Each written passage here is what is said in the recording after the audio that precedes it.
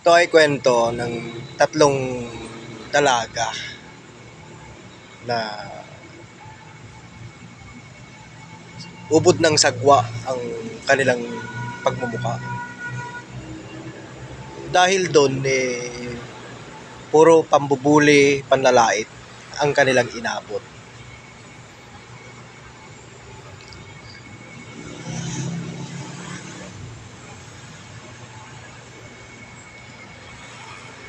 Hanggang sa umabot na napagbintangan na silang mangkukulam, mambabarang at aswang. Dahil doon, pinalayas sila sa kanilang barangay.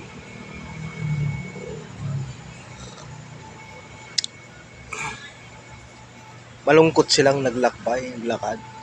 Dahil ultimo mga pampublikong sasakyan ayaw silang isakay. Dahil nga sa bansag sa kanilang aswang, mangkukulam at mangbabara. Labis ang kalungkutan na sinapit nila habang sila ay naglalakbay. Sila lang ang magkakaramay. Lakad dito, lakad doon. Hindi nila alam kung saan sila patutungo.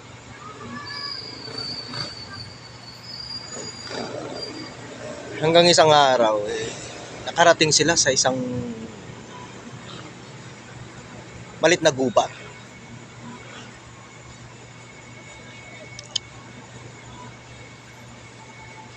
Pinasok nila yun. Pagpasok nila, namangha sila sa ganda ng gubat na yun. Mayroong mga bulaklak, may mga tanim na prutas, at sagana sa iba't ibang pagkain. Sabi ng nakakatanda sa kanila, dito na tayo mamalagi. Ituring na nating tahanan tong malit na gubat na to. Dito, walang mamimintas sa atin at walang tatawag sa atin na mamabarang, mangkukulam at aswang. Masayang masaya sila dahil nakahanap na sila ng lugar para sa kanilang tatlo. Pinagyaman nila yung maliit na gubat. Mas pinagdami pa nila yung mga tanim doon. Tanim ng punong saging, rambutan, pakwan, lahat ng pwede nilang ikabuhay ay ginawa nila. Dalaga sila ng manok, pato, native na baboy. Nag-survivor sila. Survivor challenge. Survivor sila sa ganung pamamaraan. Dahil walang dadamay sa kanila kung hindi lang silang tatlo. Hindi nila alam na mayroon nakatirang Diyosa doon sa malit na gubat na yun. Awang-awa yung Diyosa sa kanila. Pinagmamasdan sila. Sa lahat ng mga gawain nila natunghayan ng Diyosa na yun.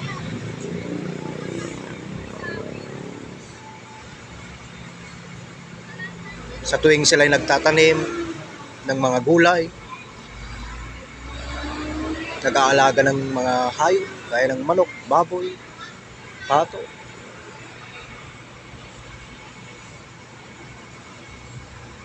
Hindi man nila naibebenta sa labas ng gubat, sapat-sapat na yun para sa kanilang pangangailangan.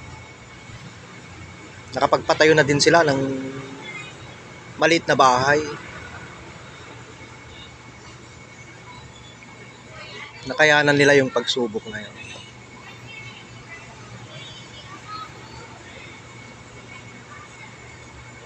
Isang araw,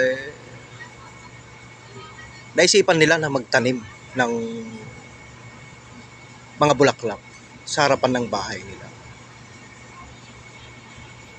At yun yung labis na kinatuwa ng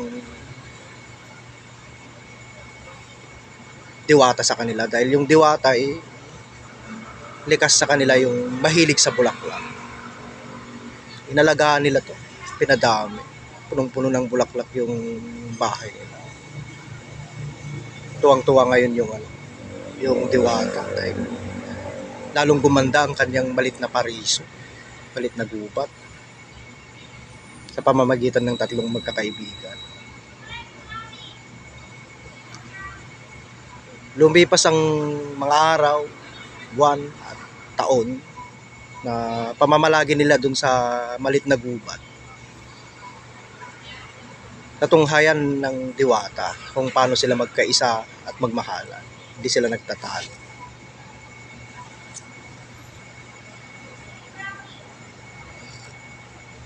Dahil doon nagpakita sa kanila yung Diwata. Sinubok sila.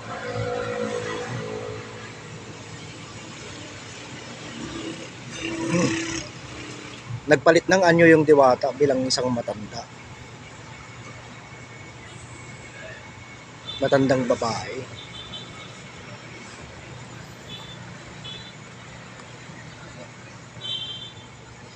Isang araw kumatok sa pintuan nila yung matandang babae na yun. Nanghingi ng limos.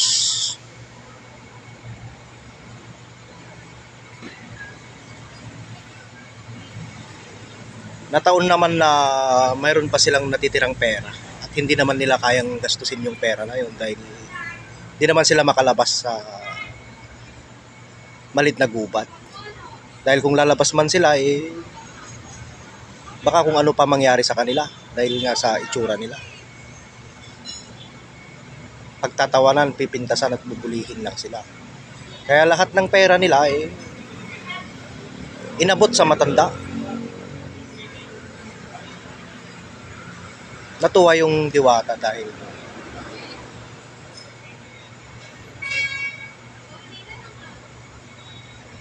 sumunod na pagsubok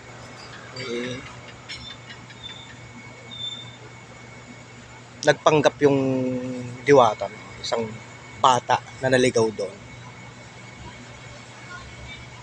At may bali yung kanyang paa.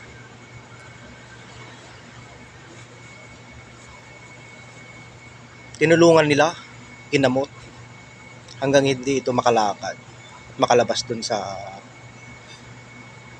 malit na gubat.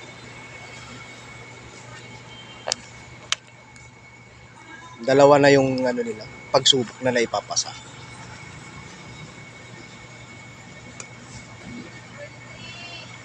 Nagpalitan nyo na naman yung Diwata. Habang nasa kalagitnaan ng pagkain yung tatlong magkakaibigan, pumatok doon sa kanilang maliit na tahanan at nanghingi ng pagkain. Dahil sa dami ng pagkain nila, bukod sa binigyan ng pagkain yung matanda, inalok nila na makisabay na sa pagkain. Nataon naman na puro paborito ng Diwata yung pagkain na kinakain nila. Dahil doon pumasa sila sa pagsubok na binigay ng Diwata. Laking gulat ng tatlo nung biglang nagpalit ng anyo yung matanda na kanilang kinakain. Naging isang magandang Diwata. Kumikislap sa kagandaan, kumikinang. Sabing ganun matagal ko na kayong inuobserbahan. Dahil sa mga nakita ko sa inyo nararapat lang na gantimpalaan ang inyong mga kabutihan at pagmamahalan sa isa't isa. Bukas, pupunta tayo dun sa mahiwagang talon.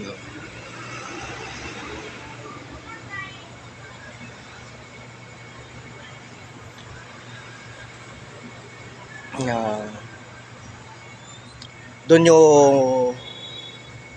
nyo matatanggap ang inyong gantimpala. Tuwang-tuwa sila dahil gagantimpalaan sila ng Diwata. Maagang maaga pa gumising na.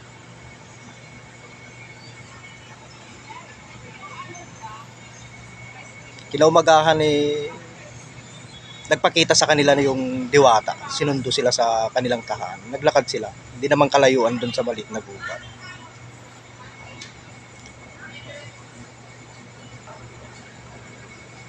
Mula ngayon, hindi na kayo pipintasan at bubulihin. Tatawagin ng mga aswang, pagtatawanan. Isigaw nyo lang yung gusto nyo maging kamuka pag tumalon kayo dyan sa talon.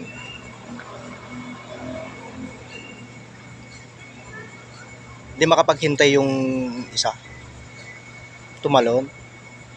Sinigaw yung gusto niyang maging kamuka. Iba na alawi. Pag-ahon. Iba ng iba na. Ang Viva Max, ang beauty. Laki-laki ng dibdib.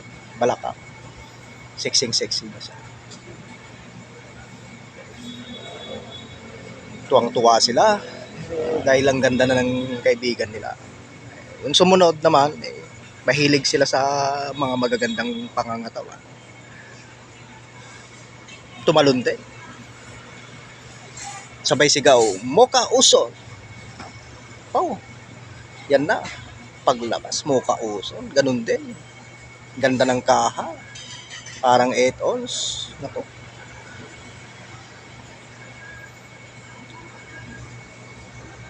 Yung pinakahuli, wala na siyang maisip kasi yung mga paborito nilang mga sexista, sikat na personalidad, nasabi na. Tumalon ka na, sabi ng dalawa, nang mabago na yung anyo mo. Nangangatog yung tuhod ng pinakahuli na lumapit dun sa talon. Saktong tatalon siya, nakakita siya ng bayawak. Sa gulat niya, nasigaw niya, Mamide, sabi. Nako, pag-ahon, Aling Junisa ang itsura.